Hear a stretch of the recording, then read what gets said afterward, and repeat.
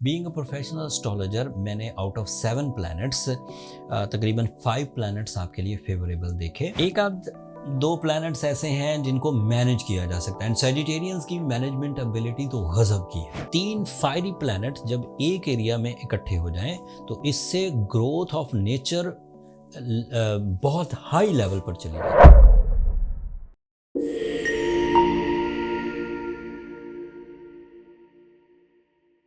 अस्सलाम वालेकुम सैजिटेरियंस, मैं हारिस अज़मी प्रोफेशनल एस्ट्रोलॉजर आपकी खिदमत में हाजिर हूँ इस हफ्ते की एस्ट्रोलॉजिकल रिसर्चेस के साथ। 5th ऑफ दिसंबर से so on 11th of December तक जो प्लानिटरी पोजीशंस एंड फेवर्स आपको मुयस्सर हैं और कुछ चीज़ें नहीं भी आपके लिए फेवरेबल, सबकी तफसील इस वीडियो में बयान करूँगा। बीइंग अ प्रोफेशनल एस्ट्रोलॉजर मैंने आउट ऑफ 7 प्लैनेट्स तकरीबन 5 प्लैनेट्स आपके लिए फेवरेबल देखे। एक आध दो प्लैनेट्स ऐसे हैं जिनको मैनेज किया जा सकता है एंड सैजिटेरियंस की मैनेजमेंट एबिलिटी तो गजब की है। अगर वो चाहें तो अपनी विल से, अपनी फिजिकल स्ट्रेंथ, अपनी प्लानिंग एंड अपने रोज़मर्रा के एफर्ट से ही चीज़ों को सेटल कर सकते हैं।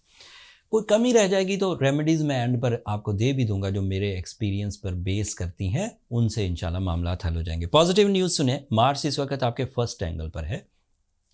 This is extraordinary. सूरज भी आपके फर्स्ट एंगल पर है। इसकी एक्स्ट्राऑर्डिनरी एबिलिटीज़ को सिर्फ एक पॉइंट से ही जज किया जा सकता है कि आपका एलिमेंट ऑफ लाइफ फायर है, मार्स का एलिमेंट ऑफ लाइफ फायर है, सूरज का एलिमेंट ऑफ लाइफ फायर है। तो 3 फायरी प्लैनेट जब एक एरिया में इकट्ठे हो जाएं तो इससे ग्रोथ ऑफ नेचर बहुत हाई लेवल पर चली जाती। सूरज के फर्स्ट एंगल पर आने से तो समझें आपके अंदर आपकी नेचुरल एबिलिटी ही ग्रोथ में जाना शुरू हो जाती है। नेचुरल एबिलिटीज़ क्या हैं?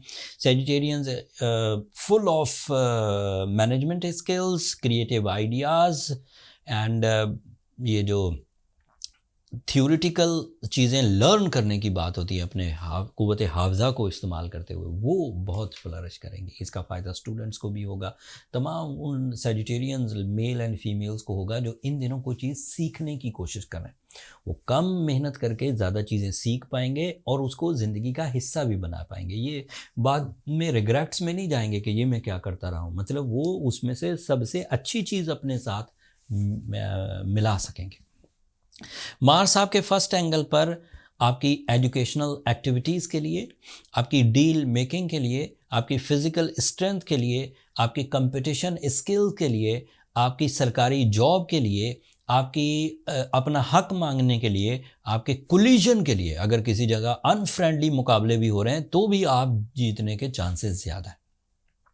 मार्स एक और फ़ायदा भी देता है। मार्स की वजह से ह्यूमन नेचर में जो आर्टिफिशियल आपने अपने ऊपर खोल चढ़ा रखा होता है, आप वैसे होते नहीं, जो बन चुके हैं, कोई आदत अपना चुके हैं, कोई नज़रिया अपना चुके हैं, कोई जज्बाती कैफियत में मुब्तला हैं कि चीज़ों को धकेले जा रहे हैं एंड रॉन्ग पाथ पर हैं, तो जब मार्स अच्छे एंगल पर आता है तो आप उन नज़रियात से, उन आदतों से, उस रॉन्ग मामलात से बाहर निकल पाते हैं।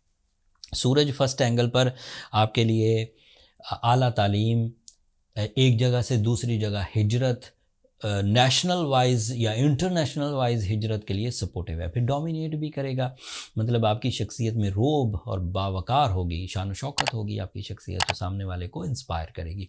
लोग जो रब्ता करेंगे आपसे किसी भी काम के लिए, चाहे सीखने के लिए, चाहे डील मेकिंग के लिए, चाहे रिलेशनशिप के लिए, तो वो आपसे मुतासिर होंगे।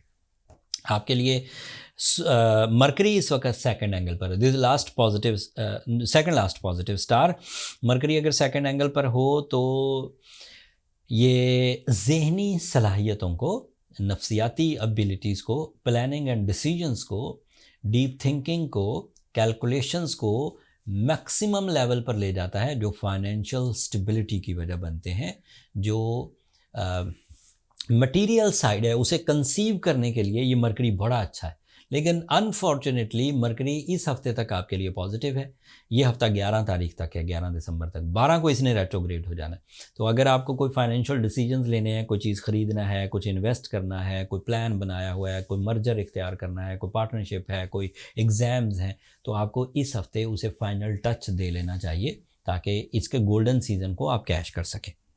ये आपके लिए सेवन्थ एंगल का रिप्रेजेंटेटिव है। Seventh angle is life partnership, seventh angle is business partnership, seventh angle is a family welfare, seventh angle is your complain levels. आप अगर बहुत कंप्लेनिंग थे तो कम होंगे, मरकरी आपको फेवर करेगा। एंड टेंथ एंगल का भी रिप्रेजेंटेटिव है, वो मैंने जिक्र कर दिया।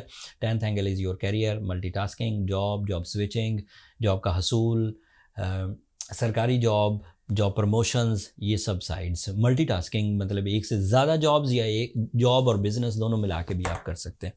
सैटर्न आपके फोर्थ एंगल पर है, ये भी पॉजिटिव है, लेकिन ये लकी फैक्टर की वजह से पॉजिटिव नहीं है। जब ये पॉजिटिव होता है तो आपके अंदर ability of time, judgemental abilities, चीज़ों को सीखने की, समझने की, उन पर अपनी धाक बिठाने की, अपनी चीज़ों को उस पर इम्प्लीमेंट करने की सलाहियत बढ़ जाती है। तो आप फाइनेंस पर नए ट्रेंड पैदा कर सकते हैं।